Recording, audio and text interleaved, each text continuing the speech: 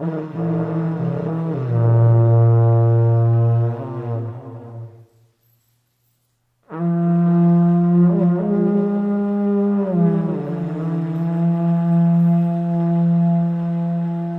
know, when you're young and you just have this idea of art and you don't know what art is, you have ideas of like the old master paintings and marble sculptures and this and that. And you know, when you realize that all these other art forms exist, it's a little bit of a mind expanding type of effect that happens. And a lot of people tend to think that they have no artistic talent because they can't draw something realistically, and I don't think that has much to do with being artistic at all.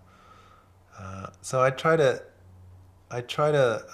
show people that art can be made of any materials. I mean, you know, if you just eat breakfast every day and think nothing of it, that's not art. But if you write down what you ate every day for a month, and you could turn that into an art project if you took a picture of it, or if you wanted to build it out of clay or something, you know, like things that people do every day can be artistic. It's just all in sort of the way that people frame the idea about it and the way they think of it and the way they present it.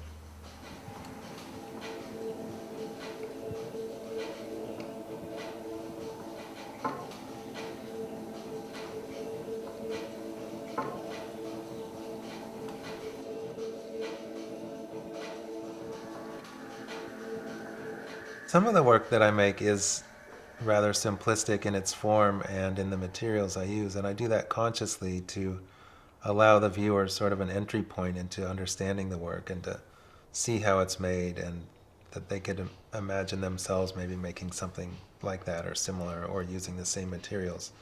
And I think in that way it sort of empowers people to visualize themselves as artists and maybe get in touch with the artist inside themselves. And also it doesn't create the barrier that a lot of people have between like looking at, oh, I don't understand art, I don't know what they do, I don't know how it's made, kind of mentality.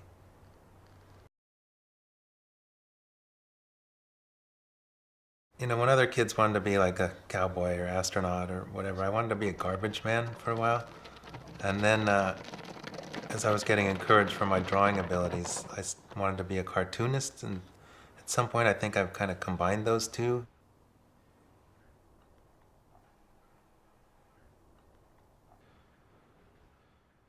I'd been working with the snowman image before that, and I'd been working with trees before that, but I hadn't quite merged them together until I'd seen them in the burl forest. Well, as humans, we have to, you know, we can kind of ignore the changes going on in the climate because it's a degree or two difference and we don't notice that so much.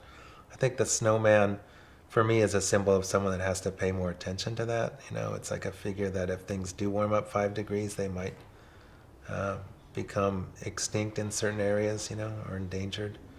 And there's also like certain trees in the Pacific Northwest here that have these burl formations, and some of them look like there's actually a snowman in the tree. So my thinking with that is that there could have been snow built up around it, and maybe some people made snowmen, and then as the snow melts, the water soaks into the ground and gets absorbed by the tree, and then the tree absorbs the spirit of the snowman, and that's one way that they could evolve to living in a warmer temperature.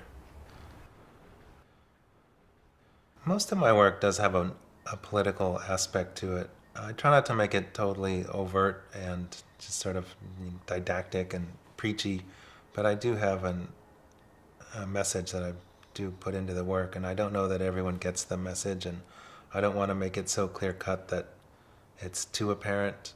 Um, I operate under the premise that everyone loves a mystery, so if you give them a couple clues, they might think about it, but if you present them the answer, then they're just like, oh, okay, and move on. You know, people don't wonder what 2 plus 2 equals anymore. You know, they got that one figured out, but 2 plus X, you know, people are going to go, what's that X? Like,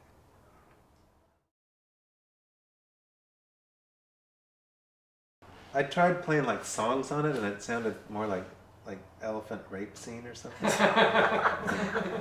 Not happy. So then I just like. Yeah. Let's just get you to do that one again.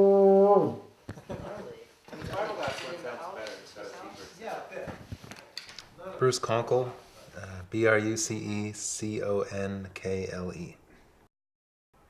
Bruceconkle. Yeah, cut. No.